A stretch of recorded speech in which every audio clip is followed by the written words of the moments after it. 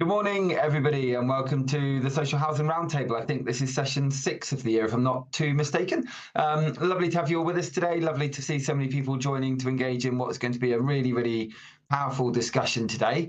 To those who are new to our community, a massive welcome to you. You're very welcome.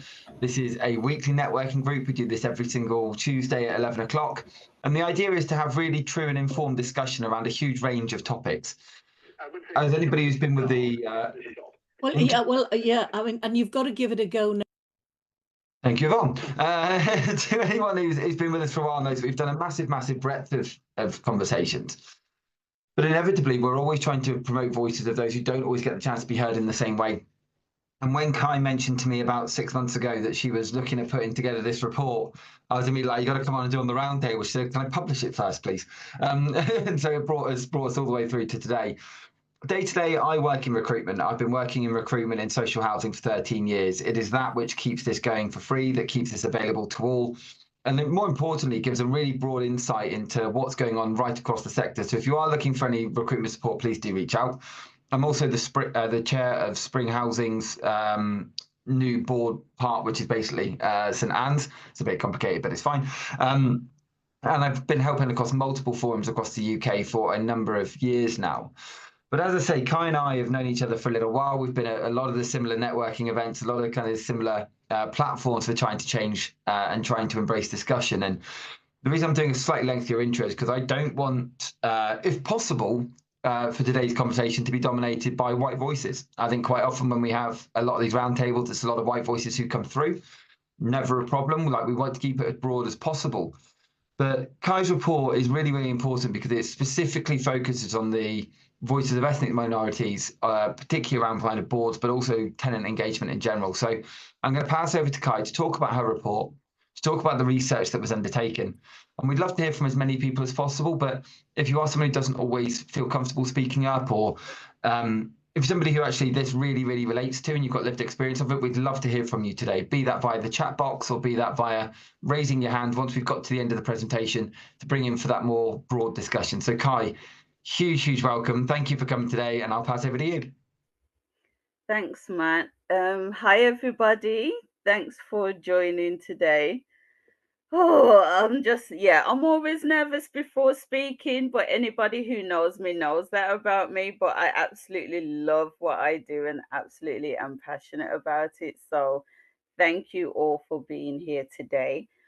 Just a quick show of hands. I don't know if Matt will be able to see how much people have read the report yet, or at least had the executive summary of it. Yeah, either put I have in the chat or raise your hand would be great to see, because it's a fantastic piece of work. Brilliant. People are working it out, so looking like a lot of yeses there, Kai, early on. Oh, brilliant. So I'm going to just go over a little bit of my journey and some of the findings. So without further ado, I'm going to share the screen. This worked well before. So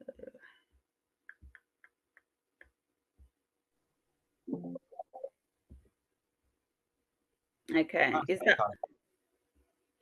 that okay, Matt? Perfect. Okay.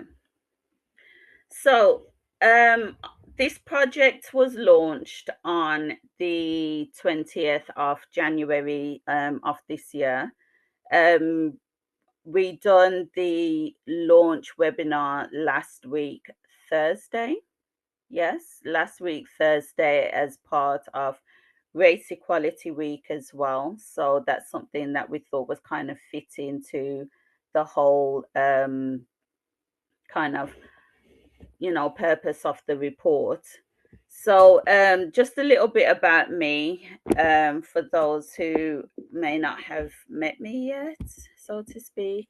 So my name's Kai Jackson, social housing tenant. This is just, I think, a quick list of all the things that I do kind of in and around the sector. One thing I haven't put on there is that I'm also doing my CIH level 3 at the moment. So, if anybody's got any cheat sheets for me, just please do email them to Matt and he will forward it to me. So this project has been roughly around 2 years in the making for me personally. It's been around 18 months with TPAS, who have sponsored the report. They have been, to be honest, I do say that they have been so supportive in making sure that this was my voice and me authoring the report and not being taken over by anybody else, you know. So this is definitely, as it says, resident led. So I am the resident that led it. And it's not something that, you know, that TPAS is taken over or controlled in any type of way. So all of the research questions were from me, all of the writing. I think it took me about 4 months altogether to write up this whole report. So with about 8 different versions gone through it. So definitely a resident-led report and an absolute pleasure for me to write. So continuing along the journey, I became the chair of my resident scrutiny panel with Black Country Housing Group around 3.5 years, maybe nearer to 4. And I immersed myself in the role. So I took part in as much events as possible, local and national. And looking around, I didn't see that there was much people that looked like me, and I thought getting to know more about resident engagement and the importance of representation, perspectives, lived experiences, having your voices heard, sharing all of these different type of things. And also that was the time leading up when was having the consultations for the Social Housing Regulation Act as well. So there was a lot of emphasis on the importance of resident engagement and having voices heard. So for me, it was having noticing that there was a demographic that wasn't really represented and wasn't really having their voices heard. So that's kind of what led to me, you know, having that observation and thinking to myself, well, why aren't people from ethnic minority backgrounds engaging with something that's so important and affects us in such a big and meaningful way? So why aren't they sharing their experiences? So in doing my research, I found that there wasn't really any data out there in regards to why tenants from ethnic minority backgrounds weren't getting engaged and getting involved. There were comment pieces, there were newspaper articles, obviously things that we've seen in the media and in on telly. So we knew that there was a reason, and obviously with lack of engagement there was a problem. But I didn't realize going through this how much it affected so many organizations and people within the sector. So that was something that was really, really new to me, to think that an observation of my own was resonant throughout the social housing sector. So in undertaking this report with TPAS, I built it. Well, we had a research team of myself, Louise Holt from TPAS, and Dr. Gareth Young from Cash. Absolutely brilliant. A small team, but the passion and the want for change and to actually get to the root of the problem was absolutely inspirational. So we also had support from NatFed, CIH, Inside Housing, the ministry as well, in engagement, conversations, sharing the reports, sharing the the the surveys, you know, sending out comms and things like that.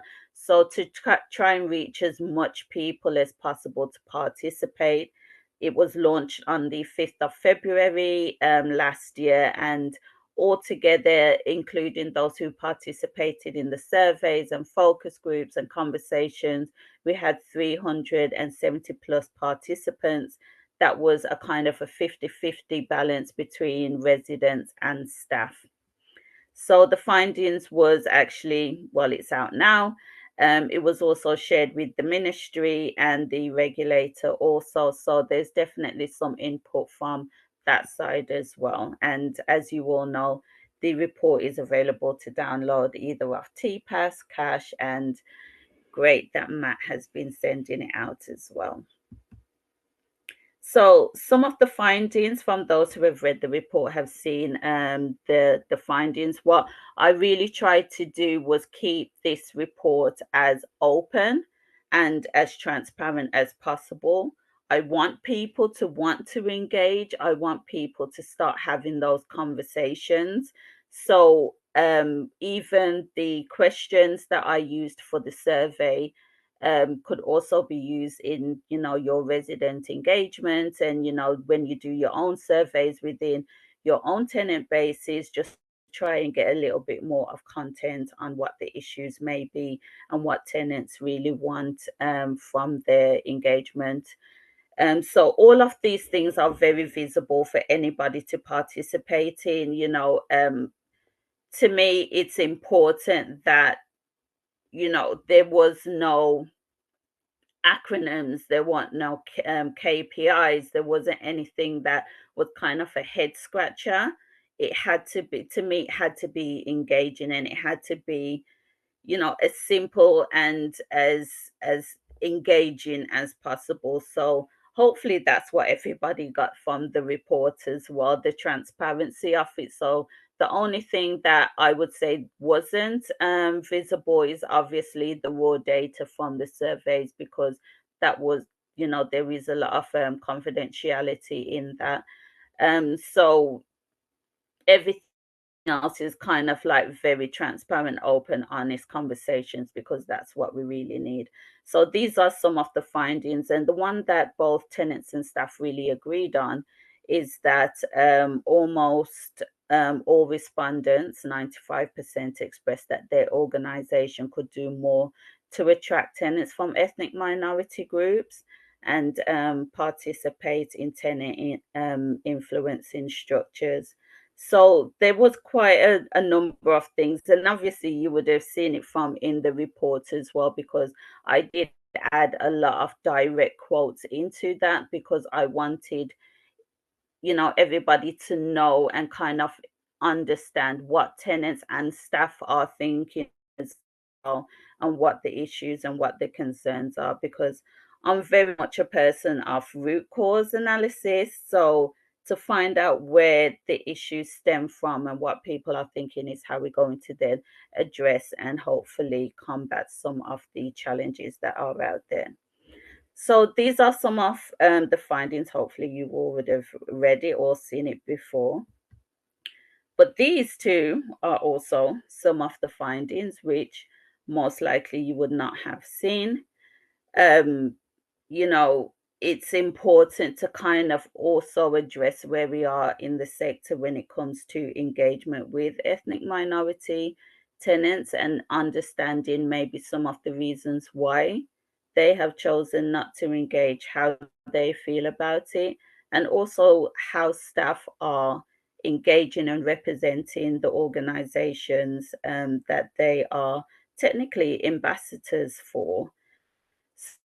So how your staff members engage with your residents reflects you as an organization as well. So some of the things were a little bit eye-opening, and because these surveys were anonymous, it kind of gave people the ability to be a bit more open and honest about their thoughts and how they felt about it, which is exactly what we wanted from this report, because we didn't want people to feel like they were their voices were diminished, or that they couldn't express, because it's important for us to understand where we are so we could go forward and work through the challenges within the sector. One part of the report was also looking at, it was randomly selected by TPAS, about 25 different organizations that would range from housing associations to local authorities and so on, and just looking at their websites to see what does engagement look like from their perspective. And it was a kind of, if you can see, you can be it. And unfortunately, there was a lot of organizations that didn't show diverse faces or any faces at all when it comes to engagement. So people may not feel comfortable to think that they can engage if they don't see people that kind of represent them or look like them. That was also seen as a barrier as well. So if you have content or if you have imagery that doesn't reflect your tenant base, people may not feel comfortable in engaging or feel like they can be part of that engagement structure. So that was something kind of really important that we looked at. So maybe addressing how that looks when it comes to if you want diverse tenants, if you want diversity within your tenant engagement structure, visually representing that will kind of be something to help reduce that barrier of engagement. I don't know why this I made this part so fancy. So looking at one of the data that I picked out and put on here because it was kind of a balance between tenants and landlords. So both tenants and landlords have similar ideas to drive participation. So this was kind of unique. We didn't really think that. Obviously it comes from landlord, it comes from residents, and it comes from staff. So all of this data is how you thought resident engagement should be, and having more proactive, being more proactive when it comes to engaging ethnic minority groups, and also better advertising, which kind of resonates from the previous slide when it comes to visual aids on engagement and representation. And also there was a lot when it came to communication. There was a lot of tenants that didn't even know that there was any type of resident engagement structure, how they could get involved, and what is included in that engagement. So having better comms around engagement and what does it look like, how you can get involved, how your needs are supported throughout it, and different things that organizations can do to support tenants with their needs was something that really came out throughout the report as well. So looking at the key findings, as I previously mentioned, targeted communication and outreach, building trust. The key findings are the ones highlighted. The parts are just like a little bit of a summary of what is included in it. So targeted communication and outreach, building trust and respect, addressing systemic barriers, enhancing staff competency. So that is just more around not saying that staff are incompetent. It's saying that just to kind of give them the tools and the training to fulfill their job roles so they can engage and support ethnic minority tenants and also feel comfortable in doing that and supported. Strengthening data systems, allocating resources and funding, and community-led initiatives. So this is my fourth child, my baby. The table principles. A little bit of how that came about is during the course of a meeting with the Ministry of Housing, Community, Local Government.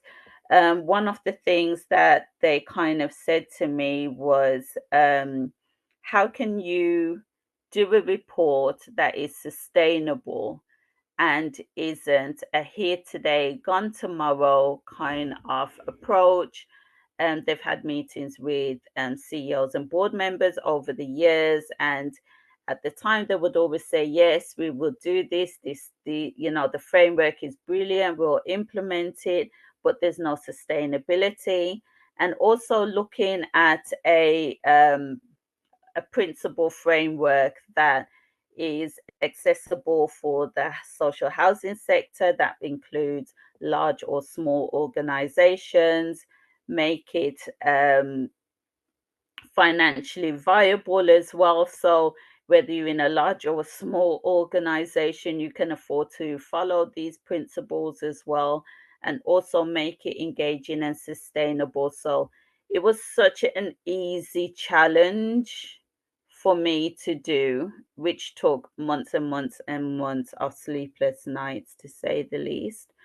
But during washing the dishes one day, I actually came up with the table principles, and I feel it's something that kind of it can be measured as well. So that was another thing that they asked me to kind of think about when bringing in some principles as well. Can it be measured? Because that was something they had found that many organizations were having trouble with.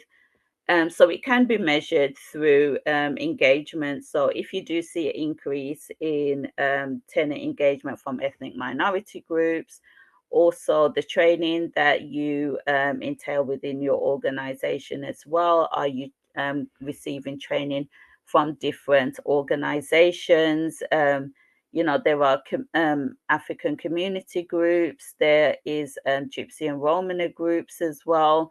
All these different organizations out there, many of them are more than happy and willing to come and talk to residents and staff about their culture, and their lifestyle as well. And that kind of brings and builds more understanding of who your tenants are, who your community as well. So all of these things are kind of incorporated. So it moves the table principles away from a tick box approach to a cultural shift. So if you're trained and you receive more education and more knowledge, all of these things are then incorporated into your strategic thinking, because then you think to yourself, well, we can't go to such and such's house because it's Ramadan, or they don't have people in their house on a Friday, or they can only have a female operative, or you can only go to their property when their husband's there.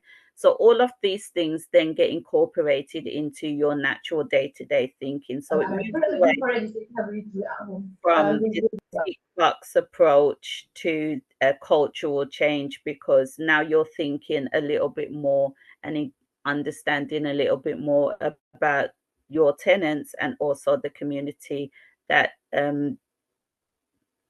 the tenants live in as well.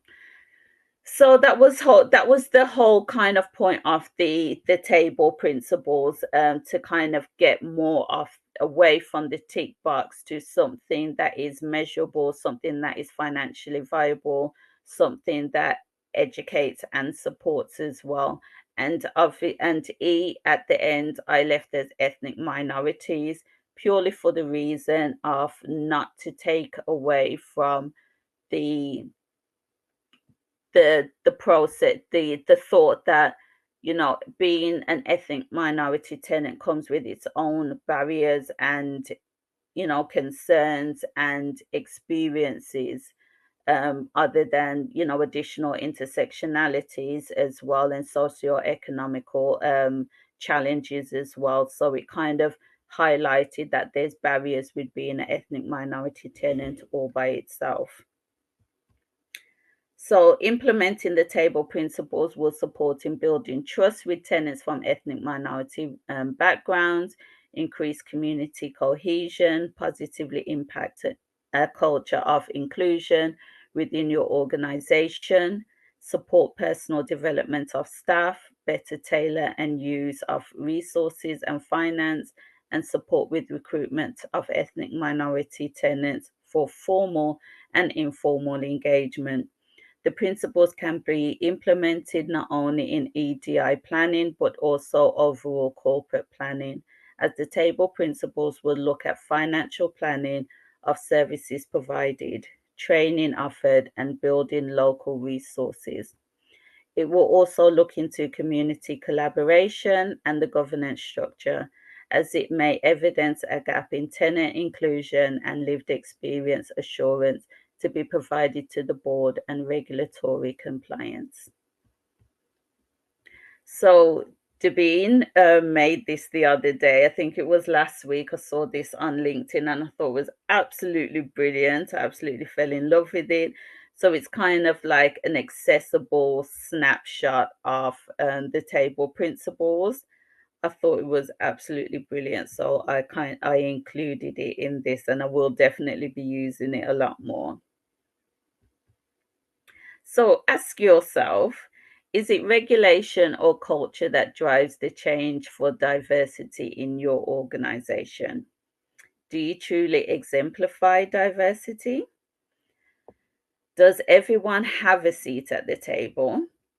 And how are you planning to evidence you are meeting the diverse needs and the wider voices of your tenants for the regulator? As this is something the table principles and the recommendations from this report can help supporting in meeting those regulatory requirements as well, and using it to show evidence for meeting diverse needs and wider tenant voices. So it also has that additional sustainability. So what's next? Have the table principles adapted around the sector and to support engagement with ethnic minority tenants and all tenants. I would love to see this report wider implemented and used throughout all organizations, and hopefully have more of an increased engagement with all tenants, especially ethnic minority tenants. Got to continue work with TPAS. Obviously, there's so much work that we still want to do around the table principles.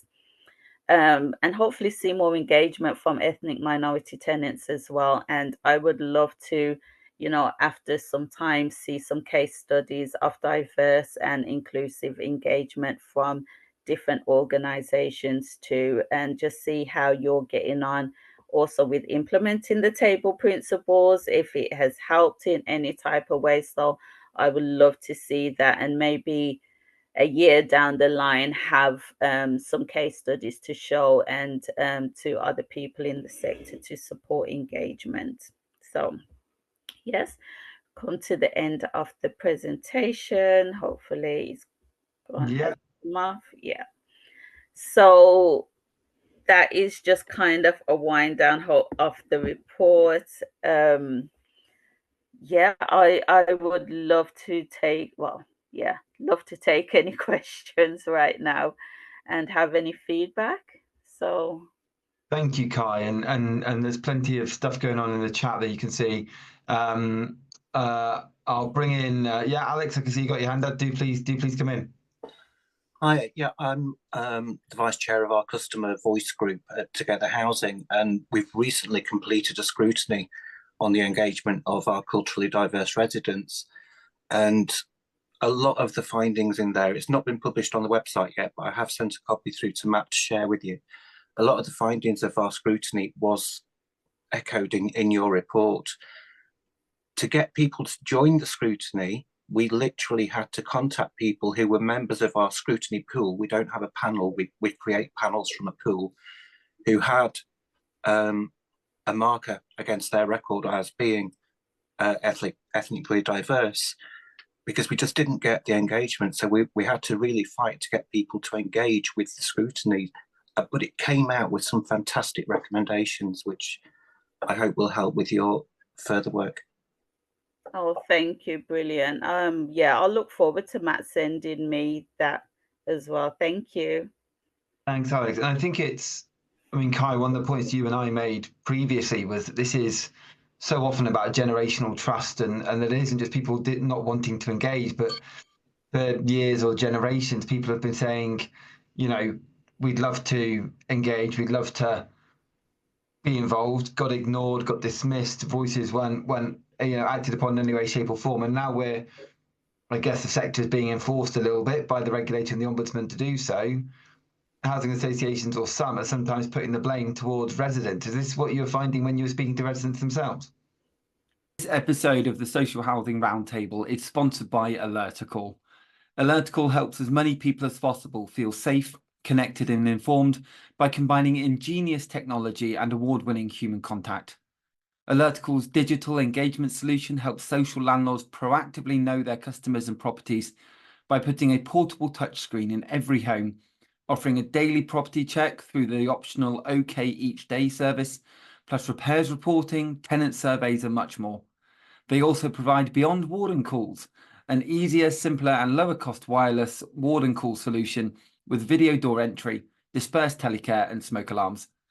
Alertical works with over 60 housing providers across the UK to enhance two-way engagement between customers and landlords. In 2022, Alertical won the Queen's Award for Enterprise and Innovation, and in 2023 won Housing Supplier of the Year. I'm delighted to have them as our sponsor of the Social Housing Roundtable throughout 2024. When I was speaking to residents, it was very much, there was a lot of residents out there that felt like they really wanted their voices heard and couldn't have it being heard, even with the changes in the regulation as well. There was always additional barriers to this, where some of the barriers that with speaking with residents is that, you know, as a Jamaican woman, we tend to be quite loud sometimes, and sometimes African people have like louder tones of voices and kind of more jovial.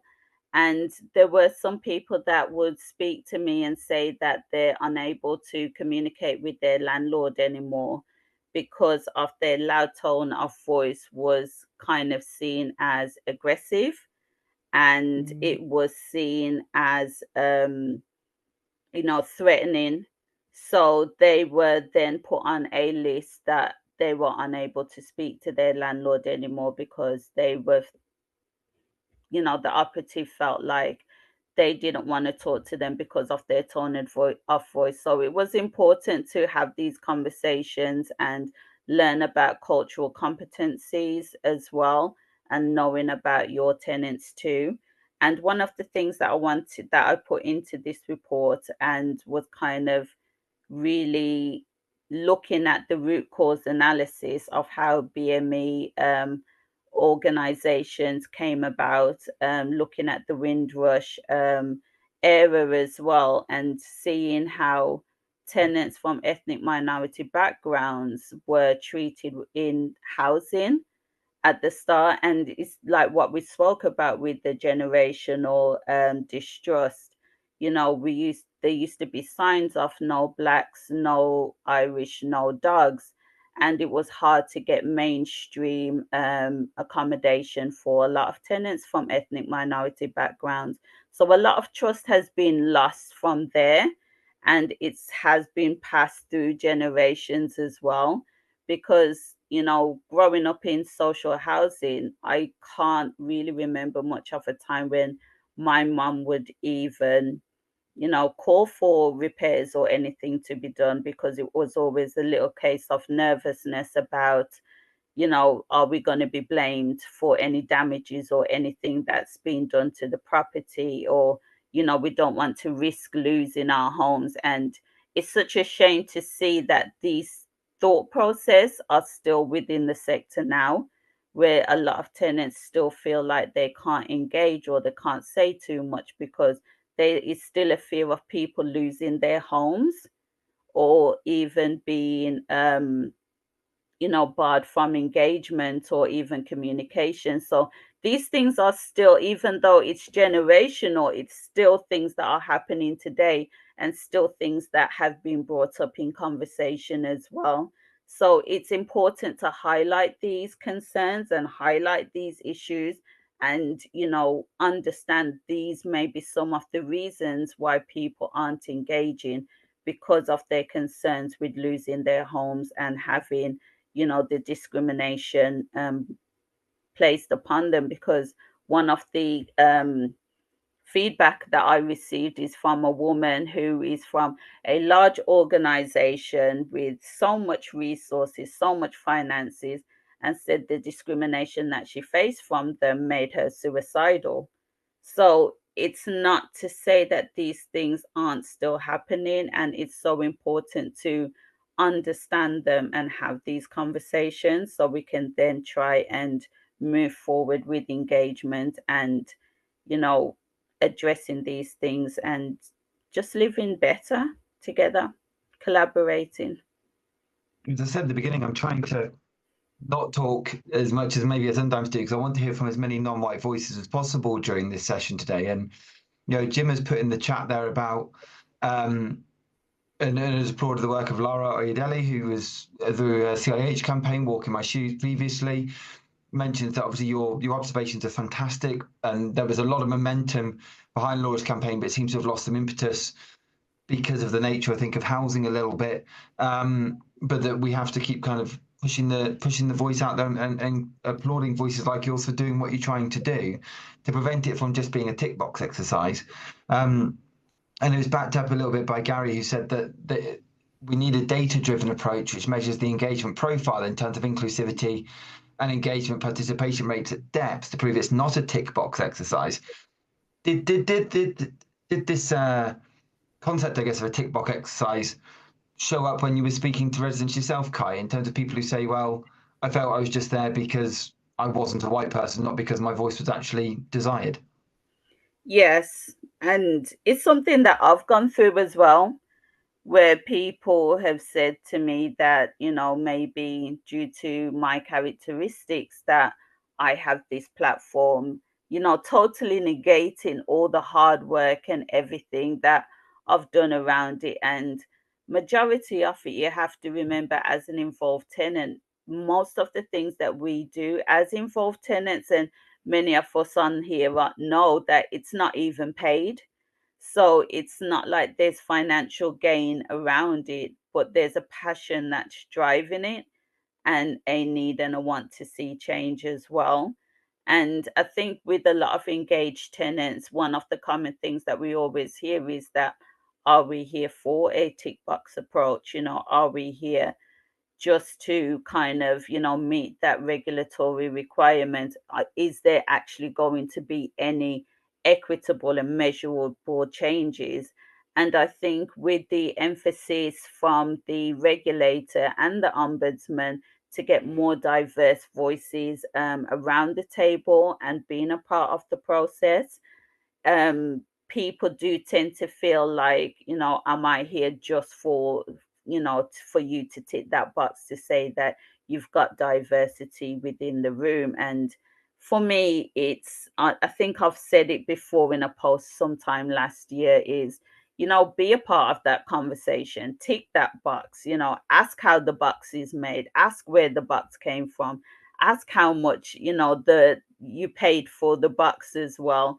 You know, sometimes you need to be in the room to then learn and have the conversations and the understanding of how your organization works. You know, how can you make it more equitable? And we need to have those diverse voices as part of the conversations, because we can't actually make any measurable, equitable, you know, meaningful changes if we don't have the conversations and we're not in the room and we're not taking part. So, you know, trying to move, that's why I felt it was important to try and move away as much as possible from the tick box approach with the table principles, because as part of the learning and the training, you know, it's like when you do any other course as well, you get the knowledge, but then you look at how you're going to implement the knowledge, how are you going to use it, and then that effectively changes the culture and the mindset of yourself, because then you think to yourself, okay, what I've learned now, does that mean that I need to change how much operatives? Do I need to change about the type of people that I employ as well to make it more, you know, equitable, so that a female operative can then go and, you know, go to that person's house who is unable to have a female operative there, unable to have a male operative there, sorry. So all of these different things start to come into the mindset and the thought process of those in the decision making seat, so to speak. So it's, yeah, it's moving away as much as possible from the tick box to the real and actionable changes. Thank you very much, Kai. Yeah, Brian, I'll bring you in while we're waiting for more voices to come forth. So, Brian, do please join us. I found quite hilarious that piece that you just mentioned about no dogs, no Irish, and no blacks, which was a sign that was appeared in many a lettings house window in the past. I fully agree with everything that you've said in that, and I think the principles behind the report are applicable to everything else. I think sometimes organizations look to tick the box before they get and listen to the voice of tenants. If you start off with equality, then everybody's voice counts. If you look at the diversity side of it, then you listen to everybody, not just ticking a box to say, I've listened to somebody from an ethnic community, or I've listened to, be it travelers or Romanians or wherever. You're not looking at the color of their skin or their ethnicity. You're looking at their voice. You're looking at their query. And that inclusion then is saying, bring them in. And a lot of organizations, not necessarily up front, but at behind in their thinking are, we need to get XYZ, rather than we need to listen to the actual voice of people. And, you know, I've come across it, and I'm many years living in this country where I've said, oh, you're Irish. What's that got to do with it? I've got a voice. You know, I'm a tenant, I'm involved. And probably, unfortunately, for some people, I put my voice forward. But pulling people in and wanting to listen to them and making sure they're included is where you get that diversity, you know, and the inclusion part of it. And you make people, or you let people see that you do listen and you do act. But it's a principle, I think, which applies to all engagements. You know, that table principle is something you can put into any organization and any group. Everybody's voice is equal, and everybody's voice needs to be listened to. Thank you, Brian. Kai, there's a couple of things that come through from the chat, but I'm going to bring in Patrick just before I go there. Patrick, good to have you with us today. Hi everyone. Hi. Thanks Kai for the insights, and yeah, really good report. I've said that to you already, but yeah, just to repeat it again. I should say I'm a housing community development and engagement officer at Brent Council. It's a bit of a tongue twister there, but a lot of the time when we think about engagement, you know, Brent Council has about 149 languages spoken in the council. You know, it's something that we can't not think about in terms of including people. So I won't go into too much around that, but I'm just interested in your thoughts on kind of in-person opportunities, that opportunity to have the housing provider speaking to residents in person, having those opportunities, whether it's a roadshow, whether it's a event that you invite residents to come into the office so that they can speak to people. What's your general thoughts on that? Was there any insights that came across, just increased opportunities to meet housing officers and all that stuff in person? But yeah, that's just, and that's something I personally feel like it's a huge way of interacting with diverse communities, is that some people are perfectly fine speaking English in person, but when it comes to maybe over the phone or email, fill out a survey, it gets very tricky. And I speak from personal experience of doing a lot of consultations over the years. So yeah, thanks. And yeah, thank you. Thank you, Patrick. Yeah. Yeah. I think from, you know, the focus groups that we had and speaking to tenants and staff members directly, when it came to face-to-face engagement, majority of residents just wanted to be more informal in its approach and more simpler in its approach. I think sometimes as organizations, it's, you know, it's formal, it's your your coffees, your biscuits, your, you know, the fancy rooms and things like that. A lot of residents just wanted to see their housing officers walking around their community, just knocking the doors, saying hello. It's putting a friendly face and putting a smile and building that kind of engagement. So the more somebody will see you around your area and actually wanting to know what's going on within your local community and knocking the door to actually find out what, you know, what is happening with you, how's the family, how's the kids, you know, building that kind of relationship.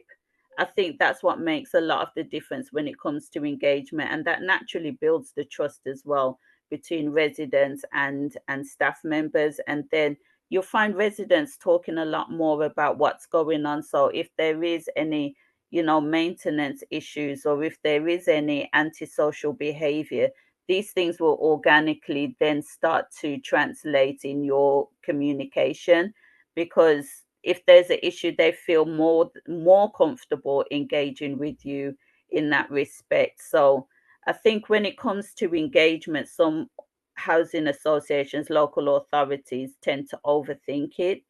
And it's definitely about going out to where residents are as well, you know, being a part of the community, which is also important, is about, you know, if there's a school event, you know, schools are dying for funding, dying for engagement, you know, be a part of it, you know, pay for a table or something, be a part of the local community events. It doesn't have to be a whole big thing where the organization has to spend so much resources and funds to put together. You know, invest in your community at the same time as you're engaging in your community too. So I think having that and just making sure that you are a face in your community, your organization is a regular face in your community, then that would then come a lot more naturally and organically, and the trust and the communication will build as well. Thank I you. hope that answers it. There's a few things coming through from the chat. So Nadine had mentioned absolutely excellent findings, and Patrick Moshe's point just there said it's something he's heard in his roles as well. Very much concerns get passed down in the way you mentioned. There was a question from Mandy which said, you mentioned systemic barriers. Are you able to expand a little more on these possibly, please? I would say that in the report, there are some things that highlighted systemic barriers. One of the things that, you know, me and Brian just mentioned earlier is about getting even into social housing is a barrier in itself sometimes, because of, you know, who you are, your name, things like that is a barrier to getting accommodation. Social mobility as well. I think I put something in there as choice-based lettings, looking at the positives and negatives of that type of thing as well. So there are a couple of examples in the report that highlight some systemic barriers as well.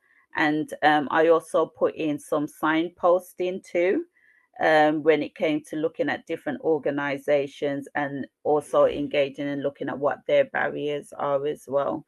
So there's definitely a few things in the report that highlight some systemic barriers. Karen Connell had said organisations need to look at their existing tenant groups. How long have tenants been members of those groups? Sometimes cliques are formed which are not welcoming to new members, particularly from culturally diverse groups. Was this something you were finding as well, Kai?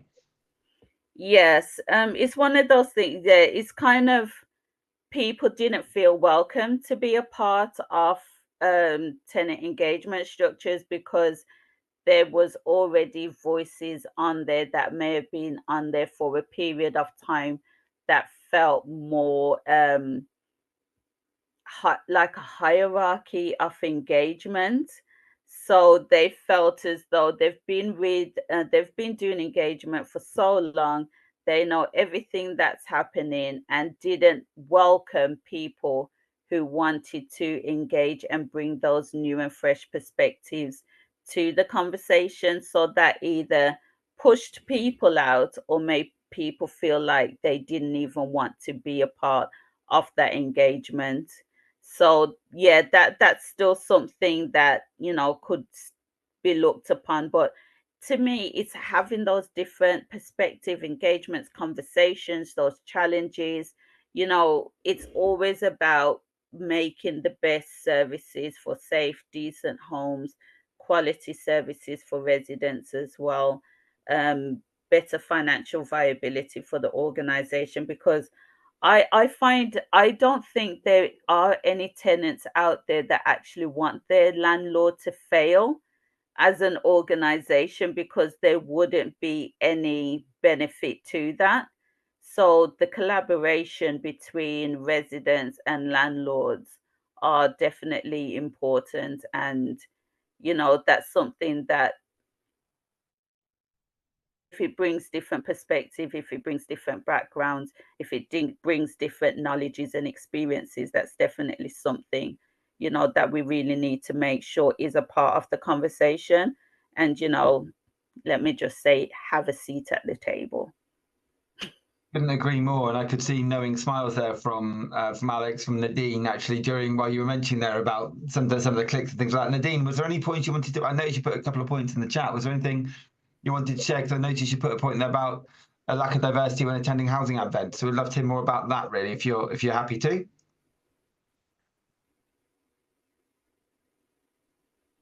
Just trying to unmute. Just a sec. There we are. Is it unmuted? Yeah, you're in. Okay, great report, Kai. Thank you. There is a lack of diversity in the sector as a whole, and definitely attending like the events and stuff, you can definitely see there's a shortage of diversity, which is so strange. Yeah. And when you go And to definitely with the housing groups as well, like there is like hierarchies, like the residents that have been there for a very long time, and then there's you coming in as a fresh face. It's very hard to find your voice within that. I know this is something you've mentioned before, is that ability to kind of break down those almost barriers, even within residents groups, is sometimes a challenge unto itself. It is.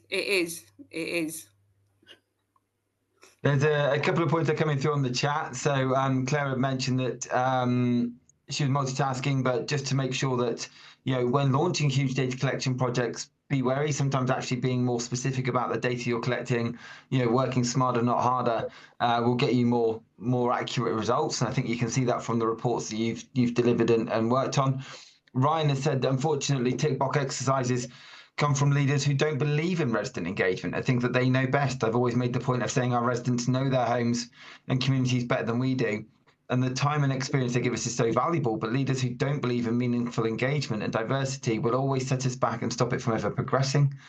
Brian, wear out some shoe leather. Going out and talking rather than expecting people to come see you is absolutely imperative. And Stu has said, we have so few tenants that want to get involved. We literally accept everyone while still encouraging tenants to be involved in bite-sized bits. Tenants and landlords do want the right outcome, do want the same outcomes. And just before I bring on to Lisa's point, I think what's interesting there, we ran a roundtable 18 months ago or so with a landlord who's like, how do we, you know, we want to do better with our engagement with particularly non-white communities. How do we do it? How do we do it? And the narrative seemed to be very similar to yours, Kai, which was go out there and show that this isn't just a one-off. It isn't just going out and going, okay, well, we're here at this one community event or we're attending XYZ. We will keep coming back because we want to hear your voice. But finding that sometimes there's pushback from those community groups which have maybe tried to interrupt the landlord before, been ignored, and not knowing how to overcome those. But I think sometimes that's where you just, as landlords, have to take responsibility to go, you know what, if they don't, if residents or community groups aren't wanting to engage with us, that's on us to fix that. And it's going to take a while, but we have to work at it. And that seems to be I think because of the stuff like the TSMs, especially, housing associations are looking for a quick fix, and quite often there isn't one. Yeah, I definitely agree with that. I think sometimes because, or you know, as I put it, there is like generations of mistrust and issues that have been built up and things that have been going on for like decades as well. So it's not going to be easy to then say, okay, we've got a TSM or we've got the regulator coming in for an inspection. Can you just, you know, talk us up a little bit? And let us look good. It just doesn't work that way, and the expectation sometimes of organizations has been that, why aren't you engaging? We sent you out a survey, engage with it. But there's been plenty of times when residents have made phone calls and sent and tried to contact you, and you've not engaged as well. So it kind of works hand in hand with each other too. So if you want to build that trust, it's something that, unfortunately, it's going to take time. It's going to take years. It's going to have to be something that you get a knockback, but keep getting up, because that's what residents have to do. We get knocked back on many things, but we still have to carry on with our landlord because we've got no other choice. It shouldn't be, it should be the same with staff members as well. These things are going to take time. It's going to take resources. It's going to take finances. You have to at this point, because unfortunately, there's been so much reputational damage within the social housing sector, and people living in, I can't even tell you the stories that I've heard about the properties that people are still living in right now. It's shocking, and if you want to build back that trust and that engagement, you have to, unfortunately, put your money where your mouth is. If you say you want to engage, you want to have decent properties, you want to build development, you want to have more tenants, it's going to take finances to do all of that. It's going to take your time to do all of that. It's going to actually take meaningful engagement beyond the tick box to do all of that. And these things take time. Just like you can't have a resident engagement panel today and expect them to have done the best report by the end of the month. These things take time with everything that we're doing. So, we need to be patient, and we need to work together and collaborate to get those results. And you can see from the chat, so like Lisa Templey said, you need to really invest in training of staff to better understand potentially unconscious bias. I'd love to do something on unconscious bias because it's occurring far more often than people give it credit for, so we can better understand our customers, understanding your own beliefs, learned behaviors, and how you can make changes and challenge yourself when working with tenants. Those lived experience case studies and learning from them internally across all service areas is imperative. And Claire said there, we all have biases that we can and should learn to challenge in ourselves and others. Jim has mentioned visibility of housing officers is going to be absolutely imperative if we're going to fix some of these problems. Clara said, Kai, your point, the residents don't want their landlords to fail is so important. So often it feels like us and them. And I think that's what your report is showing, is we feel it on both sides, but there are communities that really want to fix this. And Karen has said, I attended a session last year where Croydon Council presented on their journey to improve resident engagement. Amazing work to be looked at there. I know a few people are having to go, so I'm just going to pass to yourself, Kai, for final thoughts, and I guess what comes next for you and for this amazing piece of research. I would just like to for everybody, as Brian said as well, and as I hopefully try to get across in this report, is to, make engagement more of a topic, a primary topic, and not an add-on into conversations. We need to collaborate. We need to work together. It needs to be transparent. We all want to make sure that our organizations are providing the best services. We want organizations to do, our landlord to do good, because it does benefit us ourselves as well. And, just share the table principles. I'm going to do a little bit of shameless self-promoting here, but yes, share the table principles, engage with it. Please let me know how it's getting on as well. Let's have these conversations. If you are worried about engaging with tenants from ethnic minority backgrounds, use the report as a way of starting those conversations. This is what hopefully you'll be able to do. And, let's just engage and have those conversations and, start putting the word out there as well. We need to make sure that we are diverse. We are engaging with all tenants, because that's what it is at the end of the day. It's everybody having a seat at the table. Thank you very, very much. Kai, that was magnificent, really well attended. I think we've had about 60 of us in the room today to kind of debate and engage, and hopefully this will be the start of something brilliant in terms of continuing that voice. I know, as Jim mentioned earlier, Lara's campaign a few years ago was amazing at this. Yours is now carrying on that narrative in a more engaging way rather than just boards, but all of it is so important. And a massive thank you to you for coming on. To those who are new to the roundtable, next week we have Samantha Grix from Devonshire's coming on to talk about rent regulation. So we're doing a bit of a deep dive into that, so a different topic completely. And I want to say a quick thank you to Alertical for sponsoring this year's session. But Kai, you should be really, really proud of that report. It's been a brilliant piece of research. It's been something that I think is well overdue, and a huge congratulations to you and everyone else who's put it together. Obviously a bit of support from TPAS in the background there, but for the amount of effort you've put in, massive congratulations to you. And here's hoping, as we say, we start to see some real change because of it. But for now, thanks for coming on today. Really appreciate it. Thank you. Thank you, everybody.